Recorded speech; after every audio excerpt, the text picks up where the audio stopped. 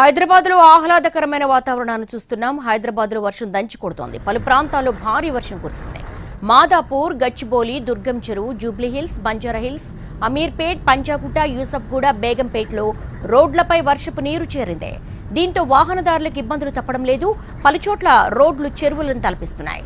హైదరాబాద్లో ఒక్కసారిగా వాతావరణం చల్లబడింది. ఉదయం నుంచి ఉక్కపోతతో ఉక్కిరి బిక్కిరి అయిపోగా మధ్యాహ్నం తర్వాత వాతావరణం చల్లబడింది. ఆకాశం మేఘావృతం కావడంతో చీకట్లు కమ్ముకున్నాయి. కుండపోత వర్షం కురిసింది. ఉరుములు మెరుపులతో వర్షం కురవడంతో లోతట్టు ప్రాంతాలన్నీ కూడా జలమయమయ్యాయి. రాత్రి వరకు భారీ వర్షం కురిసే అవకాశం ఉండడంతో జీహెచ్ఎంసీ అధికారులు కూడా అప్రమత్తమయ్యారు. సంబంధిత అధికారులను అలర్ట్ చేశారు. రోడ్లపై వర్షపు నీరు చేరిన ప్రాంతాల్లో సహాయక చర్యలు ప్రారంభించారు. జీహెచ్ఎంసీ సిబ్బంది వాహనదారులకు కలగకుండా పటిష్టమైనటువంటి చర్యలు తీసుకుంటోంది. ఎమర్జెన్సీ టీమ్స్ రంగంలోకి దింపింది.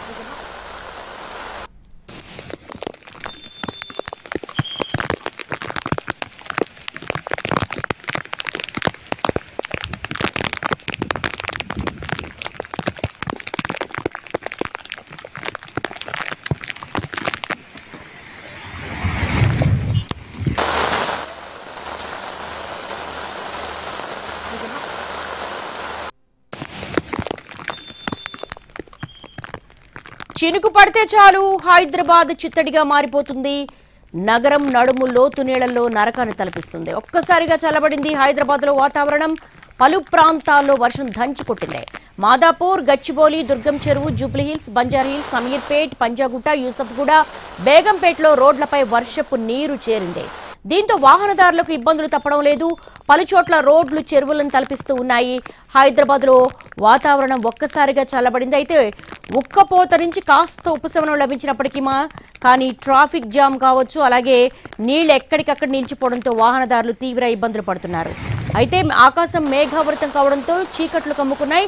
కుండపోత వర్షం కురిసింది. ఉరుములు మెరుపులతో వర్షం కురవడంతో లోతట్టు ప్రాంతాలన్నీ కూడా జలమయమైపోయాయి.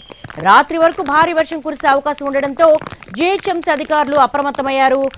మాన్సూన్ ఎమర్జెన్సీ టీమ్స్ ను రంగంలోకి దించారు. ఎక్కడికక్కడ నీరు నిలవకుండా వాటిని ఫ్లోటింగ్ అయ్యే విధంగా ఏర్పాట్లు చేస్తూ ఉన్నారు. అయితే సాయంత్రం ఆఫీసులన్నీ కూడా బయటకు వస్తారు జనాలు, అలాగే వెహికల్స్ అన్ని కూడా ట్రాఫిక్ జామ్ అయ్యే అవకాశం ఉంటుంది. కాబట్టి వీలైనంత వరకు కూడా అలా ట్రాఫిక్ జామ్ కాకుండా, నీరు నిలబడకుండా ప్రత్యేకమైనటువంటి ఏర్పాట్లు చేసేందుకు ఇప్పటికే సహాయక చర్యల్లో జీహెచ్ఎంసీ సిబ్బంది రంగంలోకి దిగారు.